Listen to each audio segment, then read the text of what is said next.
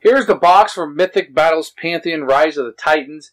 It's about a ticket the right size box, just much thicker, as you'll see. It's going to be holding a lot of stuff. It's going to be very attractive looking cover to this. And I think it's one of the most attractive covers in the set.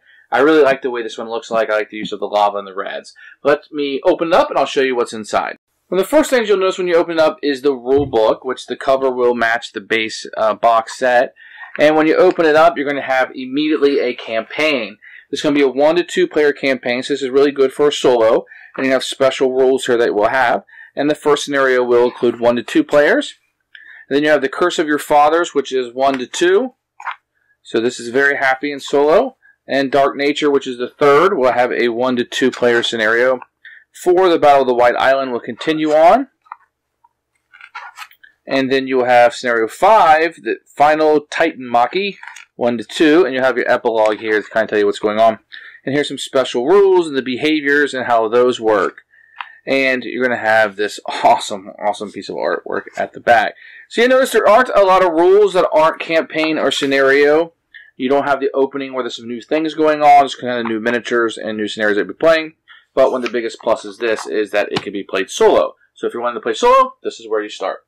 You'll have 4 of these characters that you'll get in this set. Let me go over them. Here's the first Titan. I'm going to butcher this, but in Ina Claudius, Force of Nature, Mighty Throw and Block, soaks up a lot of damage.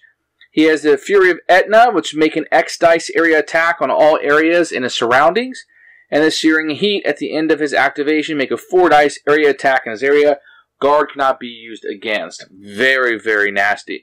You got Gaia, who bolsters leader blocks, give you an Art of War, as you can see here. Soaks up a tremendous amount of damage, but not as attack-friendly as what we just saw. But has a book here for roots. At the end of her activation, you place 1 root token in her surrounding. Each area may hold up to 1 root. Root tokens have a defense of 5, vitality 1, and cannot be moved. When a non-flying unit enters an area containing this, their activation ends immediately. You have the Strength of Earth. At the end of her activation, she regains a 1 previously lost vitality. If 3 or more root tokens are on the board, she regains up to 2 previously lost. So she will be able to regenerate. Then you have the Typhon, which will give you Mighty Throw, Torment, and Block. Soaks up a lot, has that 10 damage at the top, which is fantastic. Psychopath, at the start of his activation, if he does not use the Tempest, he must either discard an Art of War card or use Psychopath. Walk towards the closest unit and attack it. If 2 units are equally, you may choose, or you can do the Tempest. At the start of his activation, declare the power. Tempest counts as 2 simple actions. Move up to 3 areas. Each area must either contain no units or at least 1 enemy unit. Does not have to stop if he enters an area containing an enemy unit. When he finishes moving, make an X dice area attack on each area he moved into. He is brutal. And then you have Chronos. We all know Cronos, the father of Zeus. Force of Nature, Mighty Throw, Block, 2 Art of War, soaks up quite a bit. Very good at attacking. He has a Scythe. Make an X area attack of Cronos area and 1 adjacent area. Or a Tyrant. At the end of his activation, choose 1 unit that Cronos wounded during his activation. Search through the owning player's deck and discard 1 of those activation cards. Brutal. Inside the box, you'll get a big brown box that will hold most everything else that you're going to see will come in this. Let's open it up and we'll take a look and see what's inside. First thing you'll get is extra clips. You always see these that will be utilized. I have so many, I am drowning in these. Let's take a look at the cards you're going to get. You're going to get 5 Chronos cards. 1, 2, 3, 4, 5. You'll have 6 of these Typhon cards, which are really cool. Really like the artwork on this one. And Gaia, I mean, she just looks like a total, oh wow, she's scary just looking at it. You get 4 of those. And then in Claudius, you'll get 4 of these. And man, look at that, just erupting for that. The artwork in this game is just beautiful. Everything matches perfectly. Everything was done the same printing, so it looks great. And these are the cards. Now, you only get 4 miniatures in this. But my gosh, look at these miniatures. They will sit in here beautifully. They're humongous. They're large. I'm going to pull them out and show you guys what they look like individually, hopefully in some detail. The first one will be Gaia. Now remember, she's going to be rooting it up and bringing roots into the game. She just looks phenomenal. Now I really just have to say how big these things are. I mean, I have a regular sized man. So I'm a 6-foot guy, a regular sized hands, nothing large, nothing big. But I mean, you can just see the scale here that she has. And it's just phenomenal. I'm going to come up close so maybe you can check her out. These all kind of protrude. They're really nice. Now, I don't want to bang this on the table, but they're going to hold up pretty well. You can see the roots just coming out of her, and they're just fantastic. Looking up here, you can see my finger all the way up in there, and they come out quite a bit. You got the rocks down here. I mean, this is a very good miniature. I do think you need to take care of it. You can see the detail here. I do think you need to take care of it. I think this is one of the ones I think might break off a little bit, but it will not be because this is cheaply made. It will be because we didn't take care of it. It's just phenomenal the way she looks. I do want to point out that Chronos comes in 2 pieces. You do have to put his arm in here if you want to utilize it. I'm not going to do it right now. Oh, there it goes. He's in. So this is what he looks like. You can see his big sickle in his hand coming out there. This is just protruding. This piece right here is just coming way off. You can see the bend right here and how this is just coming into this is just amazing. You know, this big thing that he's carrying on his back, which is just phenomenal. You can see his crown. So I'm going to come up a little bit closer so you can see kind of detail here with the skulls and his hand coming out. You can just see the bumps on that, which is just fantastic. Coming up, the skull for his face. And you can see the details here on the scythe. I mean, this is just an amazing miniature. And I do have to say, once again, these things are humongous. These things are really big. So, fantastic job. This is the one I have trouble pronouncing. Dincladius, I guess. He is just this big rock thing all go around. You can see the chains that he's breaking through. Just the amount of detail. He almost looks like the Thing to me, like he's made out of rock.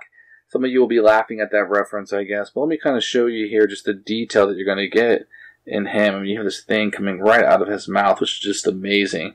And he almost looks like a tortured soul, doesn't he? I don't really know all these people's stories, so forgive me.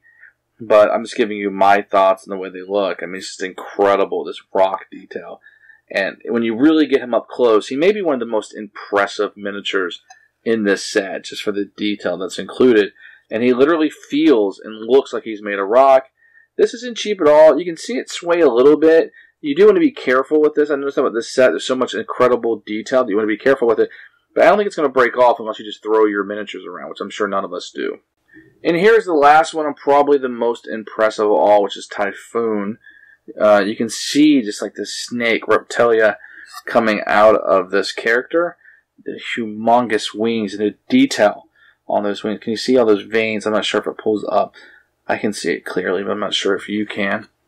But you can just see the fingers coming through these wings, just how fantastic they look. And feel free to pause it if you want to get a detailed look somewhere. Just trying to give you an overview. You can see these coming out, and this is not attached. This is out, and it comes through and comes to a point. Very, very nice. So let's take a look at, man, could you imagine this coming from the sky down at you? Just how scary that would be. Holy smoke. But if you can see those details. I mean, even here with the wings coming up, you have these coming out. And can you see the little spirals right there on the head? I mean, there's a lot of detail to this. And this is one of the most impressive ones that I've seen. It is so big on the table. Maybe it doesn't pick up on that on camera, but this thing is humongous. It's thick. It doesn't feel hollow. It just feels amazing. It's heavy. It feels really good. And I think this is one, to me, that is the most impressive of everything in this box. My final thoughts on Mythic Battles Pantheon Rise of the Titans. This is a must-buy, especially if you're wanting to play solo at all, that they do play 1 to 2 players, which is just phenomenal. I love playing this game solo. There isn't a lot of campaigns or scenarios that allow you to do that, but this one does. And these miniatures, I mean, these are miniatures that you'll want to paint up and just put on your shelf. They look phenomenal. These are the best miniatures in the whole game, if you ask my opinion. I just love how big they are, how chunky they are, how unique they are. All 4 of them look different.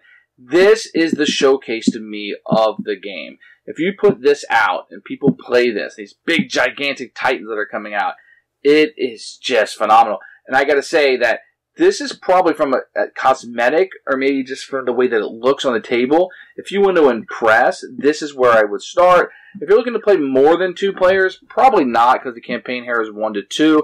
For solo players, this is where you go. This is where you start. You buy this in the base game. For 2 players, I think this is a great place to start, and especially if you appreciate miniatures at all and you want fantastic miniatures. The campaigns in this are really fun. They're really epic.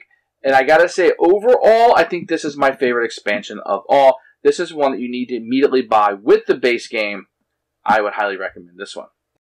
Thanks for watching the video. I really appreciate you tuning in. If you liked it, please like it and hit that little subscribe button. That really helps out the channel, lets us know that you're getting the videos that you want. If you agreed or disagree with what I said, feel free to comment below. I'd love to hear what you have to say, and I promise that I will comment back. Thanks for watching, and everybody else, keep playing games.